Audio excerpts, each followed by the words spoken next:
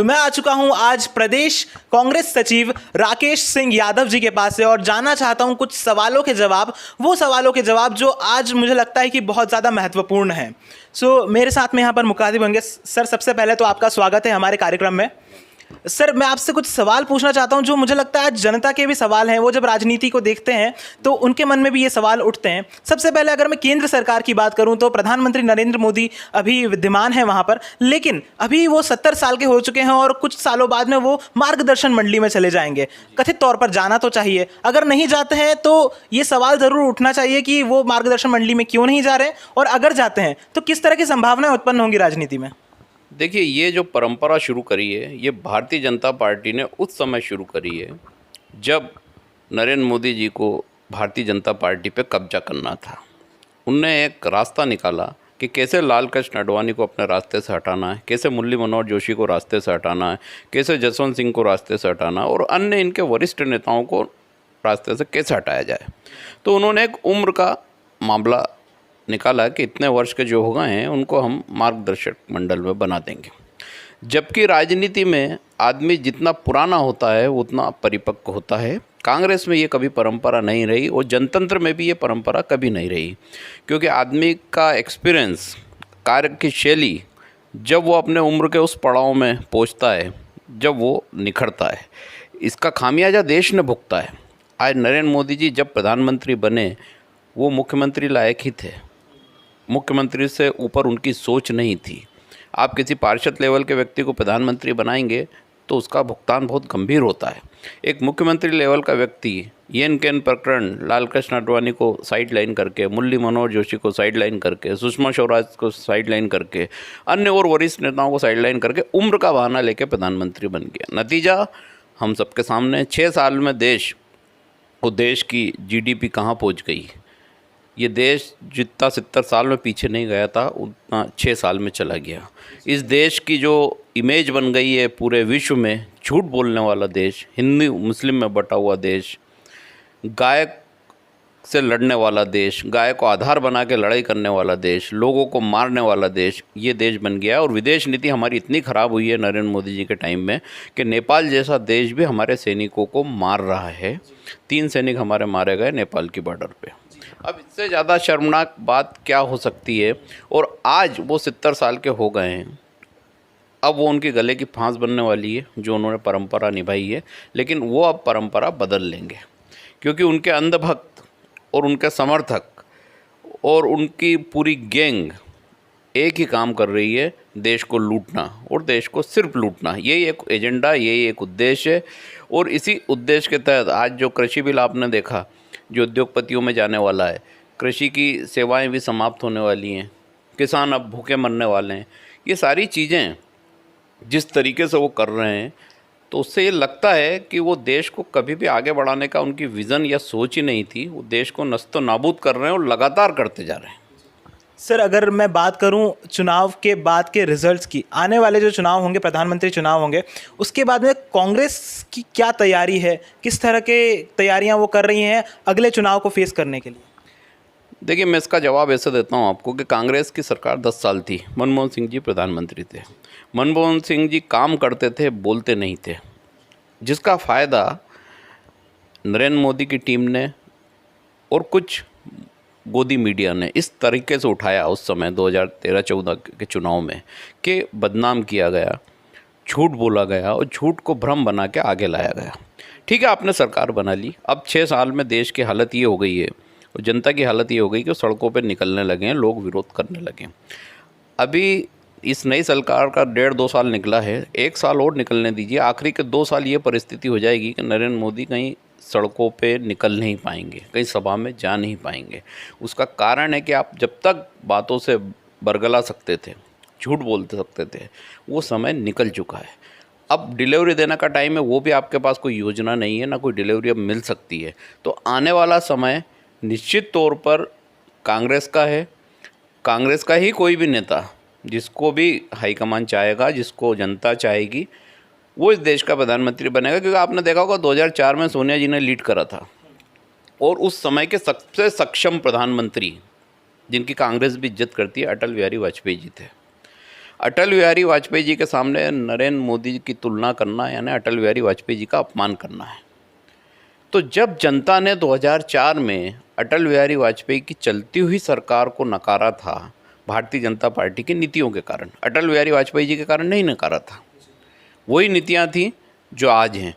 तो आज जो नरेंद्र मोदी लगातार झूठ बोलते हैं, लगातार भ्रम फैलाते हैं और नीतियां तो खिलाफ देश के हैं ही भारतीय जनता पार्टी की, तो किस रूप में अब उनकी हार होने वाली है इसका एहसास उनको भी नहीं है। जनता एकदम पूरा सुपड़ा साफ करेगी, जनता ज़रूर जवाब देगी, यह कहना है। एक सवाल और है, अगर मैं मध्य भारत की बात करूं, अगर मैं मध्य प्रदेश की बात करूं, तो अभी उपचुनाव सर पर हैं। उपचुनाव सर पर हैं तो राजनीति वाकई उथल पुथल हो रही है, क्योंकि दोनों पार्टी अपनी तरफ से अपने जोर लगा रही है, अपनी तरफ से अपनी योजनाएं प्लान कर रही है, योजनाएं बना रही है। अगर मैं कांग्रेस की बात करूं तो कांग्रेस किस तरह की योजना भी बना रही है, क्योंकि अभी कमलनाथ सरकार जब आई थी तो सभी ने देखा था कि भू माफियाओं को साफ किया था और काफ़ी सारे काम किए थे, लेकिन वापस ये विषम परिस्थितियां मध्य प्रदेश में उत्पन्न हो गई हैं। किस तरह की अब योजनाएं बना रही है सरकार, कांग्रेस सरकार, वापस सत्ता में आने के लिए और वापस लोगों के दिलों पर राज करने के लिए? देखिए, दो चीज़ बहुत साफ स्पष्ट है। इस प्रदेश की जनता बहुत अच्छे से जानती है कि उसने कांग्रेस को वोट दिया था सरकार बनाने के लिए, वो कांग्रेस का काम वो देखना चाहती थी।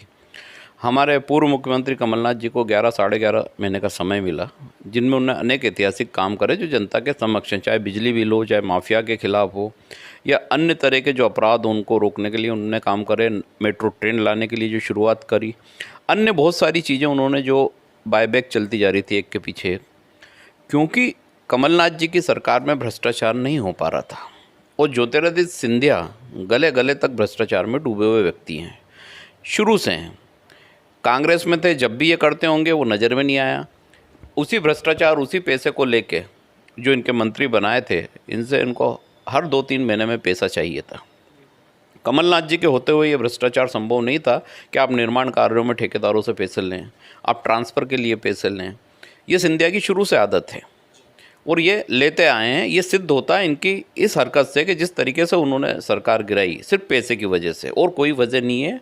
ये मैं आपके सामने स्पष्ट कर रहा हूँ, कोई मान सम्मान की वजह नहीं है, कोई पावर गेम की वजह नहीं है, कोई कांग्रेस अध्यक्ष बनने की वजह। पैसा चाहिए था हर 2-3 महीने में, जो अवैध वसूली उनको आदत थी करने की, जो भारतीय जनता पार्टी के 15 साल में भारतीय जनता पार्टी के भी उस क्षेत्र के नेता उनको पैसा देते थे।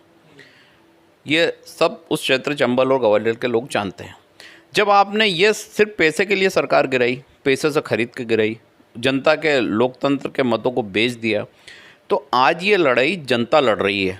कांग्रेस तो पीछे है, जनता आगे लड़ रही है कि जो 25 गद्दार हैं, ये जो 25 लोग हैं जिन्होंने लोकतंत्र की हत्या की है, अगर ये जीत गए तो ये लोकतंत्र का अपमान, जनता के मतों का अपमान है। और एक भी व्यक्ति मध्य प्रदेश का ये नहीं चाहता कि उसका बेटा या बेटी इन 25 गद्दारों जैसा बने, जो बड़ा होके अपनी माँ का नाम बदल ले, अपने बाप का नाम बदल ले, क्योंकि राजनीतिक पार्टी एक माँ बाप के समान होती है, वही आपको पालती पोसती है सामाजिक स्तर पे, और वो आप फिर जनसेवा के लिए आप जाते हैं। ये लोग सिर्फ धन सेवा के लिए थे, जनसेवा के लिए नहीं थे। तो बहुत स्पष्ट है कि आप कितना भी पैसा बांट लो, कितनी कलश, साड़ी, नगद पैसे, लिफाफे बांट लो, लेकिन जनता ये समझती है कि अभी इसलिए दे रहा है कि इसको वोट चाहिए। अगर ये जीत गया तो ये हमारे पास आना नहीं है, क्योंकि इसके पहले भी हमने इसको जिताया था। ये हमारे पास पूछने नहीं आया कि हम भारतीय जनता पार्टी में अपना वोट बेच के जा रहे हैं, आपका वोट बेच रहा हूँ मैं, और भारतीय जनता पार्टी ज्वाइन कर रहा हूँ और सरकार इसलिए गिरा रहा हूँ। चुपचाप भाग गए, एक फार्म हाउस में छुपे रहे, जनता भी तलाशती रही। पूरा मध्य प्रदेश कोरोना की गर्त में चला गया। आज इंदौर में ये हालत है कि लाशों को चूहे कुतर रहे हैं, लाश फ्रिज में सड़ रही हैं। एक बच्चे की लाश 8 दिन तक फ्रिज में पड़ी रही। कहाँ है इस प्रदेश का स्वास्थ्य मंत्री? आप किसी से पूछेंगे स्वास्थ्य मंत्री कौन है, उसको 10 मिनट लगेंगे सर्च करने में कि हमें पता ही नहीं स्वास्थ्य मंत्री कौन है। कभी कोई बोल देगा नरोत्तम मिश्रा है। लोग भूल चुके हैं, वही गद्दार है जो सांची से चुनाव लड़ने की तैयारी कर रहा है, यही सिंधिया का गुलाम है। कहाँ गया वो? कहाँ छुपा हुआ है सिंधिया आज, जो सड़क पर उतरने वाले थे, बोलते थे सड़क पर उतर जाऊंगा? क्यों कोरोना काल में लोगों की सेवा करने नहीं आ रहा है? क्यों नहीं आ रहा है इंदौर में जो लाशें सड़ रही हैं उनको निकालने के लिए? कहाँ गया है इसका आत्मसम्मान? तो ये लोग सिर्फ पैसे पे खेलने वाले लोग हैं। इन लोगों ने 150 साल पहले भी गद्दारी की थी, झांसी की रानी के साथ वो इतिहास फिर दोहराया है। इसके पहले इनकी दादी ने दोहराया था। क्यों दोहराया? उस समय भी पैसे का झगड़ा था, पावर का झगड़ा था, अपना महल बचाना था, वो शासकीय ना हो जाए।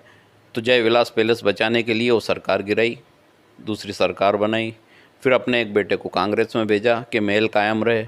ये सब खेल अपनी संपत्ति बचाने के लिए, जनता के हित के लिए तो कुछ भी नहीं है।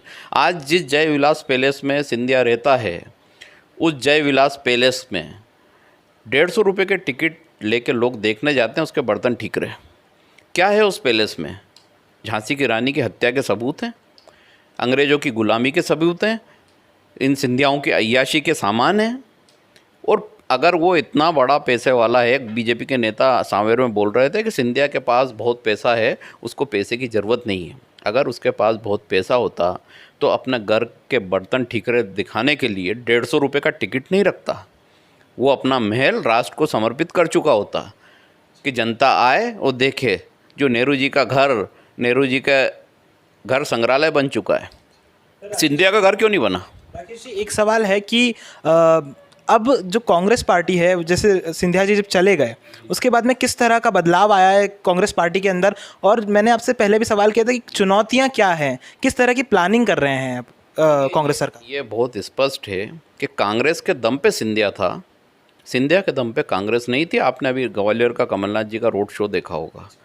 जितने लोग अपने दिल से 14 किलोमीटर तक निकल के आए हैं, वो सिंधिया अगर रहता तो आप किराए की बसों से भी नहीं ला सकते थे, क्योंकि लोग नफ़रत करते हैं, राजशाही से नफ़रत करते हैं।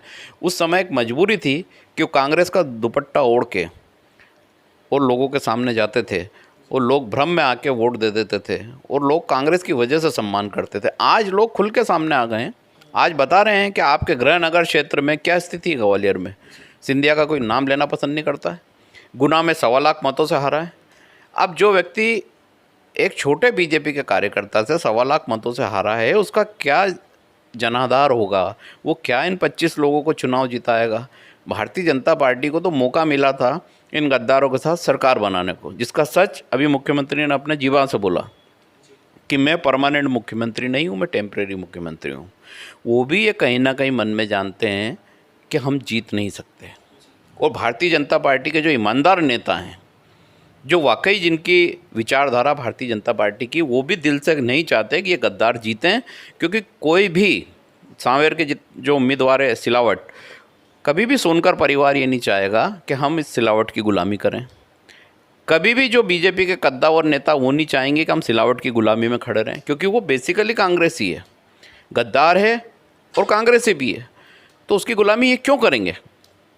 क्या ज़िंदगी भर वहाँ जो बीजेपी के नेता रहे हैं परंपरागत, वो अपना तिलांजलि दे के, जिसमें संस्कार ही नहीं है भारतीय जनता पार्टी के, उसके जूते चप्पल उठाएंगे? तो मुझे नहीं लगता कि जो कमिटेड वोट है भारतीय जनता पार्टी का, वो सांवेर में सिलावट के पक्ष में या 24 सीटों पे अन्य के पक्ष में जाएगा। वो वोट या तो नोटा में जाएगा या नहीं जाएगा। तो आप काफ़ी आश्वस्त हैं इस बार चुनावों को लेकर कि इस बार कांग्रेस वापस खरी उतरेगी जनता के सामने और जनता उसे दोनों हाथों से एक्सेप्ट करेगी, दोनों हाथों से स्वीकार करेगी? ये कहना सही होगा? देखिए, बहुत साफ विज़न है हमारा और बिल्कुल इसमें कहीं कोई मुगालता नहीं है। और एक कांग्रेस का पदाधिकारी होने के कारण मैं सिर्फ दावा नहीं कर रहा हूँ। ये चुनाव दिल्ली जैसा चुनाव है। दिल्ली में आपने केजरीवाल का चुनाव देखा था, जो जनता ने लड़ा था, जहाँ बीजेपी 1 और कांग्रेस 0 थी। वही हालत मध्य प्रदेश में होना है कि बीजेपी 0, कांग्रेस 27 या बीजेपी 1, कांग्रेस 26। ये रहना है अभी की स्थिति में।